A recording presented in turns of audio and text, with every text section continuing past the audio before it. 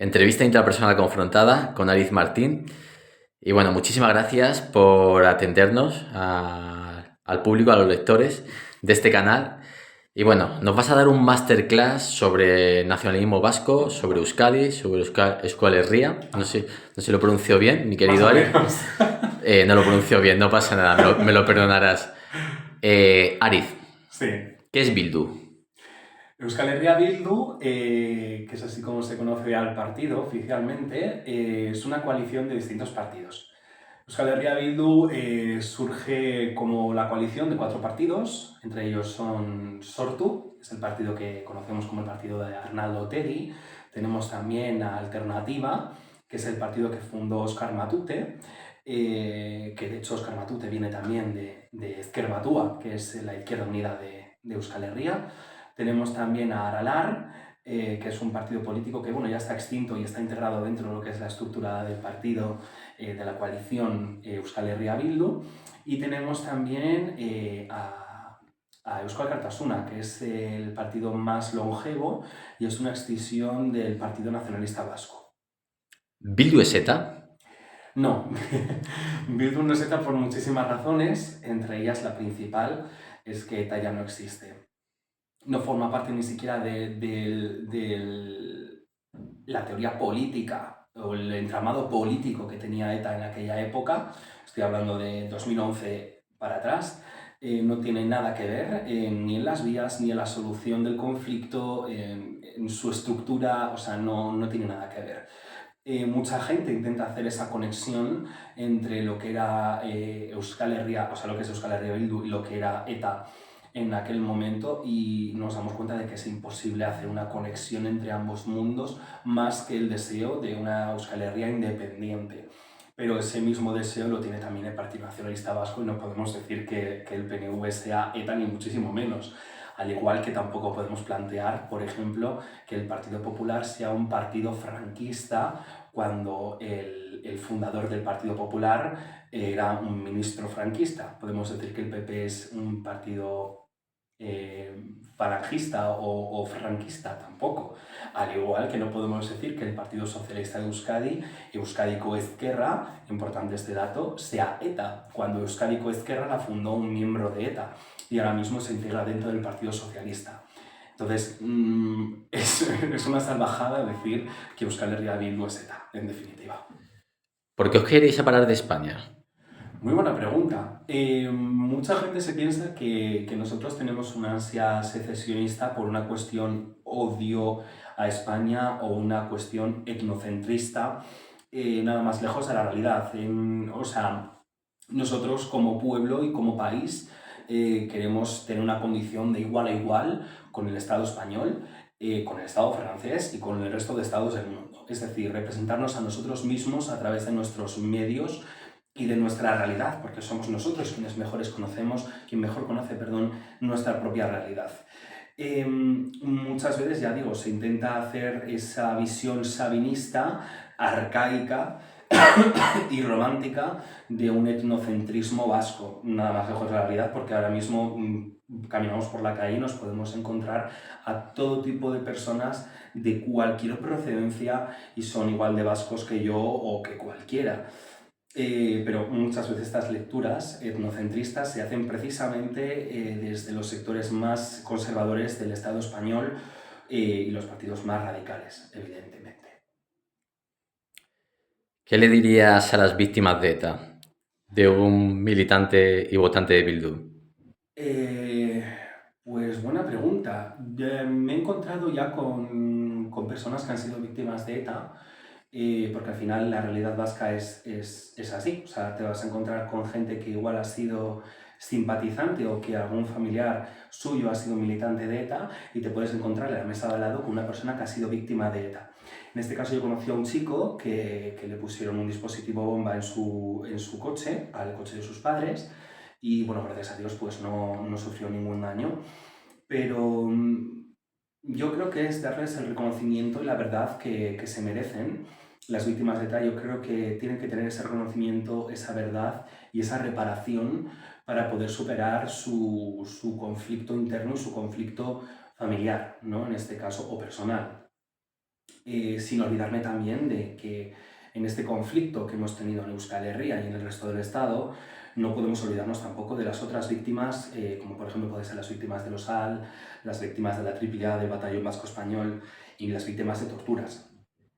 No quiero menospreciar ni muchísimo menos a las víctimas de ETA, todo mi respeto y todo mi reconocimiento hacia ellas, pero tampoco me puedo olvidar de las otras víctimas que ha habido en este conflicto. Te voy a hacer una pregunta controvertida, pero quiero que me la respondas sin censura. Ok. No te autocensures, que eso es lo peor, porque ya no es la censura que ejercen los demás, sino la que ejerce uno sobre sí mismo. Te quiero preguntar sobre Marimar Blanco, la hermana de Miguel Ángel Blanco, y sobre Consuelo Ordóñez.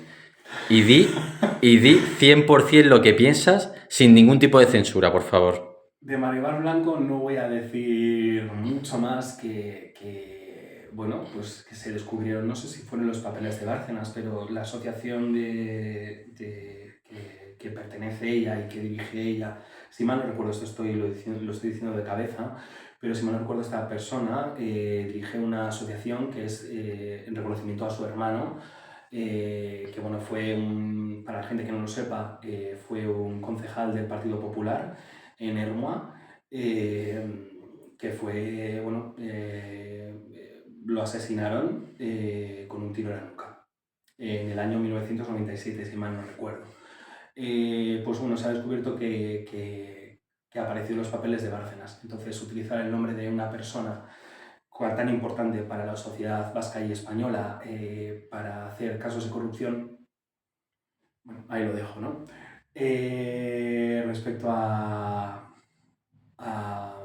Consuelo Ordóñez, bueno, es una persona muy controvertida y creo bueno, habría que dejar paso a nuevas generaciones para llegar a un momento de superación del conflicto. Es decir, unas nuevas imágenes, tanto en la izquierda abertzale, que creo que ya va siendo hora, me estoy tirando piedras sobre mi tejado, y también creo que es importante de parte de estas asociaciones de víctimas del terrorismo, si ellas consideran dar pie a nuevas generaciones para superar el conflicto y sobre todo dar un paso adelante y que sean los jóvenes y el futuro de Euskal Herria quien reconstruya toda esta realidad, ¿no?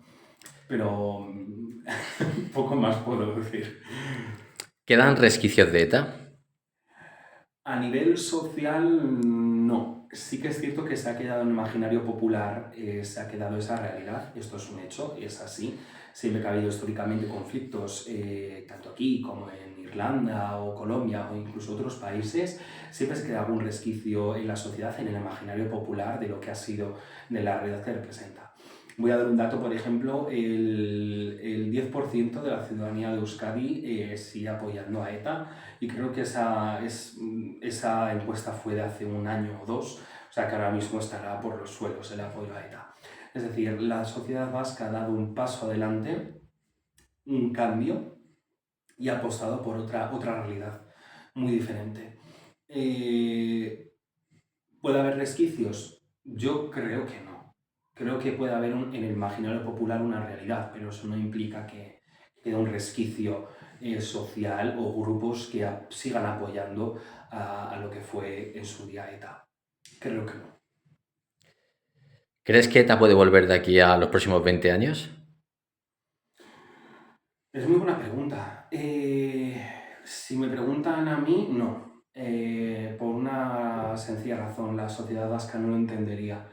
La sociedad vasca y la sociedad española ya han avanzado muchísimo y ahora mismo la sociedad vasca no precisa de una realidad o de una organización como fue ETA. Pudo haberla precisado en la época franquista, época en la cual, daba igual que fueses nacionalista o no, la gente simplemente estaba a favor en contra del régimen. Eso luego ya se extendió hasta hace bien poquito, pero creo que no va a volver. O sea, no lo entendería la gente. Defíneme España en euskera, por favor. Ba, Espainia Europako estatu bat da, Espainiar estatua badeko bere barnean beste nazionalitate batzuk, aralan Galiziako, Euskal Herriko, Kataluniako, Valentziako errealitate nazionalak, eta askoz gehiago egongo dira hortikan. Eta ulertzen dut Espainia nolan Suiza bezalako estatu bat bezala, hau da bere kantoiak, hau da bere nazioak, estatu baten barne, eta hori. ¿Se puede decir que eres español en Euskadi sin que te ocurra nada actualmente? ¿Puedes ir con una bandera de España, por ejemplo, en una pulsera, poner la bandera de España en el balcón de tu casa, tenerlo en un llavero, cualquier objeto cotidiano de una persona? Yo, por ejemplo, puedo decir que conozco a mucha gente de Euskadi que se siente igualmente vasca y española o solamente española. Conozco a gente que va con la camiseta de la selección española, no pasa nada. Conozco a gente con las pulseras de España que caminan tranquilamente por las calles de Bilbao, de Donosti o de Gasteiz y no pasa nada. Que te va a salir algún listo, ¿no? Que, bueno, pues vaya en contra de ti. Seguramente puede haberlo. Igual que me puede pasar aquí si llevo una camiseta, por ejemplo, de Euskal Presoak Etxera, si llevo una ecurriña por la calle. A mí me han robado una ecurriña en Madrid, por ejemplo, en un piso en el que vivía. Me retiraron una icurriña de mi casa. Entonces, la realidad que tenemos tanto en Euskal Herria como en España no creo que sea muy diferente a la que vive un vasco en Madrid o un español en Bilbao. Creo que son realidades muy paralelas y muy similares, mucho más de lo que la gente se puede llegar a pensar. Las nuevas generaciones cuadradas entre los 18 y los 25 años de Euskadi, ¿qué saben del conflicto vasco? ¿Qué realidad tienen? O sea, ¿lo ven un poco lejano? ¿Lo ven un poco abstracto? ¿Consideran que es algo como muy pasado de moda en el sentido, no de manera irrespetuosa, sino como a nosotros, los que somos de los 80, que cuando se hablaban del franquismo, a pesar de que había pasado 5 años de la muerte del dictador, lo veíamos como algo muy lejano, que a muchas personas de nuestra generación es que no les interesaba, ¿no? Porque claro, uno se ve en el año 90 ya o 95 con 15 o 20 años y dice, bueno, es que es un tema no me interesa. ¿Sucede lo mismo con el tema del conflicto vasco en las nuevas generaciones?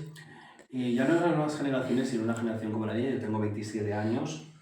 En una generación como la mía ya eso se intenta superar y se intenta dar un paso ya de ir al siguiente capítulo, ¿no? De decir, vale, ya sabemos esta realidad y vamos hacia la siguiente. Sin embargo, sí que me gusta hacer mucha insistencia en este punto y es que este conflicto que hemos vivido en Euskal Herria es muy importante que lo cerremos bien, este capítulo, para poder avanzar un capítulo nuevo en el libro de lo que es la historia de Euskal Herria. Tenemos que cerrar bien este capítulo y concienciar a la sociedad vasca, sobre todo la juventud de Euskal Herria, bueno, pues explicarle que aquí ha habido un conflicto que ha abarcado más de lo que mucha gente se piensa y mucha gente quiere hacer creer. Es un conflicto mucho más amplio. Entonces, creo que lo importante es no solo hablar de ETA, que es importante hablar de ETA, sino también hablar de las otras realidades y de otros conflictos que ha habido dentro del conflicto vasco. En fin, los casos de tortura. España tiene el récord europeo en casos de tortura y de esto no se habla. Ha habido violaciones delante de fiscales y delante de Guardia Civil, violaciones de mujeres en interrogatorios. Ha habido vejaciones, ha habido insultos, ha habido la bañera, ha habido los electrodos. Eso también es una realidad del conflicto y de eso no se habla. Entonces creo que tenemos que hablar de todos los conflictos que ha habido dentro del conflicto de Euskal Herria para poder tener una superación real y certera de que esto no vuelva a suceder. Uh-huh. Por parte de ETA, creo que asesinó a 867 o 68 personas. Uh-huh. Por parte del Estado español, ¿cuántas personas asesinó que perteneciera al entorno de ETA? ¿Tienes alguna estadística? Más o menos se calculan que en total la cifra de víctimas, incluyendo con las de ETA, tanto víctimas mortales como víctimas pueden ser heridos, personas que han sido torturadas y demás, se estima, lo estoy diciendo de cabeza, porque no tengo el dato aquí delante ahora mismo, pero se estima que son unas 2000 y pico personas. Si mal no recuerdo, lo estoy diciendo de nuevo de cabeza. Entonces, claro, es como quién gana, ¿no? ¿Quién más víctimas tiene? O esto es una competición de a ver quién tiene más víctimas y en base a cuántas víctimas tienes, más razón tienes. No creo que debamos de medir así la realidad del conflicto y creo que tenemos que medir la realidad del conflicto en base a términos humanos y en base a términos de superación del propio conflicto en sí. Ariz, es una pregunta que me interesa hacerte. De todas las que te he hecho, esta es la que más me interesa. ¿Qué hubiese pasado si ETA, tal y como es, Sí. hubiera sido de extrema derecha? Uf, muy buena pregunta. Nunca me lo había planteado, la verdad. Bueno, pues que hablaríamos de un etnocentrismo, eso principalmente. Creo que incluso podríamos hablar de un pseudo-nacionalsocialismo, por digamos, viendo un poquito la historia, ¿no? Tanto de Euskal Herria como del resto de países y del resto del mundo, creo que podría haber sido ciertamente etnocentrista, que de hecho en un principio lo fue, muy al principio, evidentemente, y de hecho había bastantes facciones dentro de ETA que hablaban sobre si la gente trabajadora de Euskal Herria o los trabajadores de todo el Estado español o una fusión de ambos, pero defendemos también al pueblo vasco, pero eso es desde una perspectiva marxista, eso no tiene mucho sentido, no, pero sí, o sea, hay como muchos conflictos. ¿Qué hubiese pasado? Yo creo que hubiese durado 4 días, porque Euskal Herria, incluso aunque el gobierno actual sea de centro derecha, yo coloco al PSOE dentro de un partido en Euskal Herria de centro y al PNV evidentemente es un partido conservador y de derechas, esto es así, la sociedad vasca en sí es muy, muy, muy de izquierdas, es muy liberal, es muy abiertamente, en su gran mayoría evidentemente, y creo que no hubiese durado ni 4 días. En nuestro ADN y en nuestra realidad somos totalmente digamos, anti-extrema derecha, somos antifascistas profundamente, está grabado en nuestro ADN. Me refiero a ADN como pueblo, no se me interpreta. Y Importante creo que aclaración. sí. Importante que los malentendidos, Sí, no. Vamos a decir, no, ya ¿sabes? está. No, bueno, no se edita nada esta entrevista, pero No bueno. sé. No soy etnocentrista, por Dios, Dios me libre de ello. Pero creo que sí, o sea, hubiese durado 4 días. Y la última cuestión, y me gustaría que la abordaras en un par de minutos porque me parece muy interesante. Desde los libros que yo he podido documentarme a nivel histórico, siempre se ha dicho que ETA surgió en un seminario católico. ¿Esto es cierto? ¿Es falso? Es cierto. Es cierto que, bueno, en sí, grandes dirigentes de ETA han sido curas. En el proceso de Burgos, por ejemplo, había, no sé si me recuerdo, no sé si eran 2 o 3 curas, lo estoy diciendo de cabeza. La iglesia vasca históricamente ha sido muy conservadora en el sentido de conservar la identidad nacional de Euskal Herria y siempre se ha distanciado mucho de la iglesia española. Es así, podríamos poner ejemplo, como la iglesia ortodoxa ucraniana y la ortodoxa rusa, perdón, que en el momento en el que ha existido el conflicto se han separado y no tienen nada que ver una con otra, ¿no? Pues esto básicamente viene a ser exactamente lo mismo, adaptándolo evidentemente a la realidad material de Euskal Herria en ese momento. En los conventos se daba espacio a las asambleas de ETA. ETA sexta y séptima asamblea surgieron en conventos y la gran mayoría de curas vascos bueno, daba refugio, evidentemente dependía de la iglesia, pero daba refugio a militantes de ETA. Y esto es un hecho como una catedral y esto es innegable y es innegociable. ¿Qué le quiere decir a Entrevista Interpersonal Confrontada? Bueno, pues que agradezco mucho el espacio, sobre todo el interés por la realidad de mi país y que espero que en unos años, que ya veremos, nos veamos en una Euskal Herria independiente y volver a hacer entrevista, pero desde una Euskal Herria independiente, que al final seguirá siendo el hogar de todos.